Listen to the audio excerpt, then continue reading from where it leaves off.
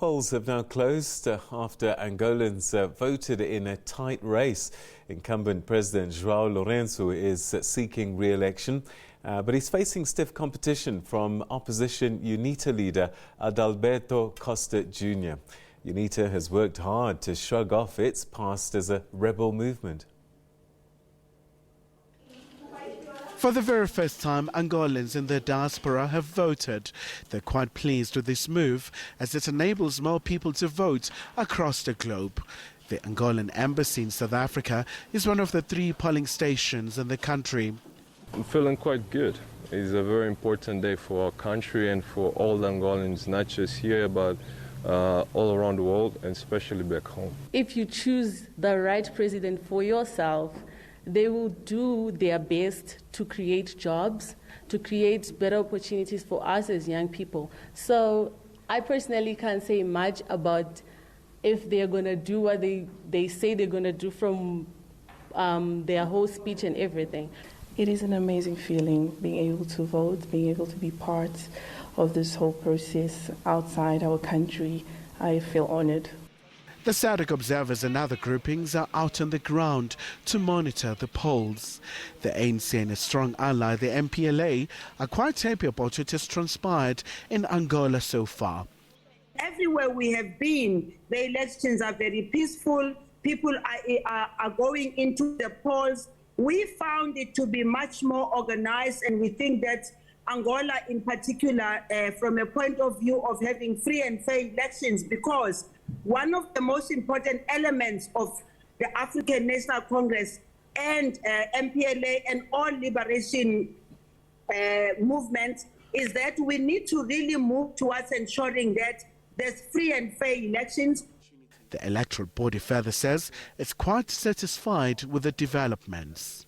The people is so exciting to vote because it's the first time the Angolans are voting in out of the country, and people is so exciting. They are voting. Yeah, they would like to exercise their rights to choose the next president, the next government. The young and old came out in South Africa away from home to vote, and a lot of the voters are quite adamant their vote will definitely make a difference in their country. Khalihle Khumalo, SABC News, Pretoria. Independent consultant Marisa Lourenço specialises in political and economic risk in Africa, with a special focus on Angola, Mozambique, South Africa, Zambia and Zimbabwe. She joins us now via Zoom. Marisa, thanks very much indeed for joining us. Good to talk to you again. Tell us what you've been able to assess in terms of how voting went today. Hi, thanks for having me on the show again. So from what we can tell, what's happened today is that, as expected, the elections proceeded relatively peacefully. There were no major disruptions. People generally tended to get up quite early to vote. So polling stations opened at 7, they closed at 5. Most people got it out the way early in the morning. There was a little bit of discontent when some polling stations opened an hour later, but nothing that led to any kind of scuffles or anything. So generally a peaceful day of voting. Do we have a sense yet of the voter turnout? Did people come out in their numbers? They don't appear to have come out in their numbers, and definitely it was busy in the morning than in the afternoon. It's a little bit too soon to get a sense of just how many people did vote. We're probably not looking at much higher than last time, but potentially the youth have come out and voted much more than the older generation. And this is, for many of them, the first time they get to vote. And the question must be, when they go to put their tick on the ballot box, they don't have a lot of the historical baggage that these political formations have. So what will they be voting for when they look at the names on that voting ballot?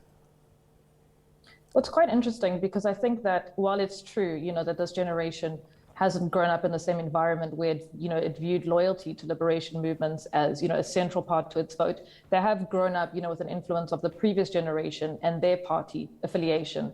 And I know that doesn't play as much of a role in decision making, but I think it does still play some small role. I think that what we're likely to see in this election is that supporters of the opposition would have gone out and voted, and then obviously supporters of the MPLA might have felt, okay, they need to go to make sure that the party stays with its parliamentary majority. But then I think we've also maybe got a group in the middle that sort of felt, well, the MPLA is not doing what we'd like it to do, but actually we don't believe that any other political party can, and they would have abstained. Is there any hint that there might be some pressure to make sure that a certain result comes through? Well, like we've spoken about the fact that the vote is counted centrally in Luanda instead of provincially as it used to be before, and how this really does favor the ruling party because the courts and the National Electoral Commission are partial to the MPLA. And of course, the fact that by counting it centrally and not provincially, you do remove a layer of transparency that is critical to the vote count. In terms of there being mass intimidation at polling stations, there have been a few scuffles reported, but no sort of broader issue that we've seen come up yet. The vote is still being counted. The preliminary results should be due in about 72 hours. And then I think we'll sort of start to get a sense of whether or not vote rigging has been a major concern here. All right. Traditionally, how quickly are they able to get the votes counted and results start coming through? So the National Electoral Commission will have to have them ready within 48 to 72 hours, but the final electoral result needs to come out within a maximum of 15 days. So what we're going to likely see is over the next 3 days is we'll get the preliminary result, and then we'll get a sense of whichever party loses, whether or not they will choose to approach the Electoral Commission to have a recount, or then if they will approach the courts. So it's difficult to see at this stage, but by the end of the weekend, we should have a sense of who's actually been leading in the initial vote count. And then after that, we'll get a sense of, will this be challenged? And if it will, how will that look? So definitely a very interesting weekend ahead in Angola. I believe that this year, for the first time, Angolans in the diaspora get to vote. Is there a significant number? So no, it's a very, very small percentage. I think it's less than 1%. To be honest, I think this was really a tactic by the ruling administration, to sort of show that it has, made some changes. This is something that former President José Eduardo dos Santos would not have allowed. And this is something, that has happened. I think it's a very special moment for Angolans abroad, but in terms of it having a broader impact on the vote, that's not something that we expect. What the votes that are really going to count are the votes in your major cities, particularly Luanda, because this is where you've got the urban youth, and this is where socioeconomic inequality is really felt by Angolans more than that of Angolans abroad. One of the big challenges across the continent we've been seeing is female participation in terms of running for office.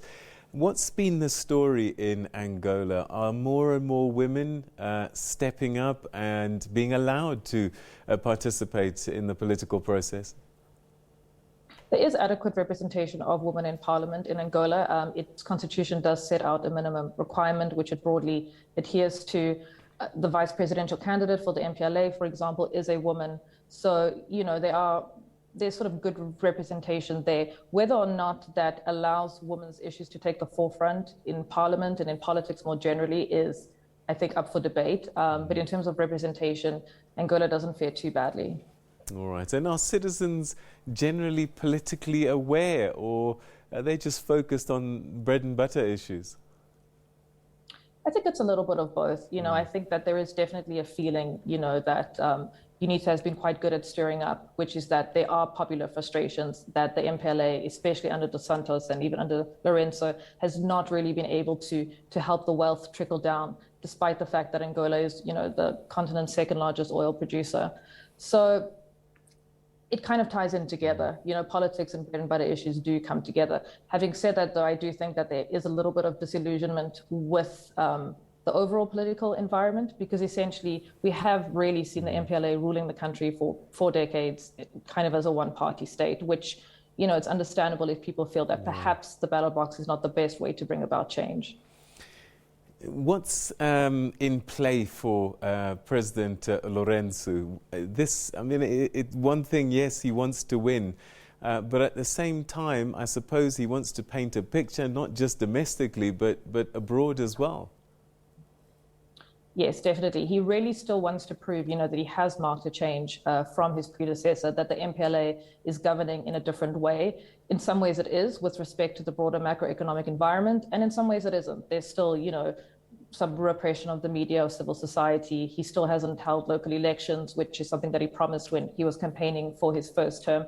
But definitely the work that Lourenço has done during his first term, especially in improving ties to the West, in getting help from the IMF.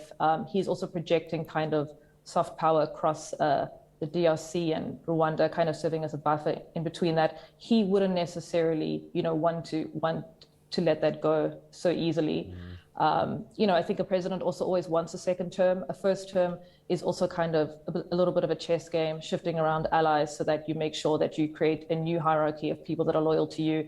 He's built that now. There are still some internal divisions within the MPLA, and he would hope that in his second term, he'd be able to operate with a lot more authority than previously, even though there is, of course, the possibility that if the MPLA gets less than 50%, but he still manages to get voted in as president of the country, he will have a weaker presidency. Mm-hmm. So that, I think, is one of the more interesting points that we're waiting to see if that comes out of this election. All right, so Marisa, we're going to leave it there. As always, thanks very much indeed for your insights, and perhaps we get to chat again once the results starts coming through. But thanks so much indeed for update today. Thanks very much. Thank you. All right, that's Marisa Lourenço. No relation to the president, she told me, speaking to us about the election day process that unfolded today in Angola. The tightest race, they say, since the country opened up to multi-party politics in 1992. It was independent, of course, in 1975, getting its independence from Portugal at the same time as its Lusophone brother-sister Mozambique.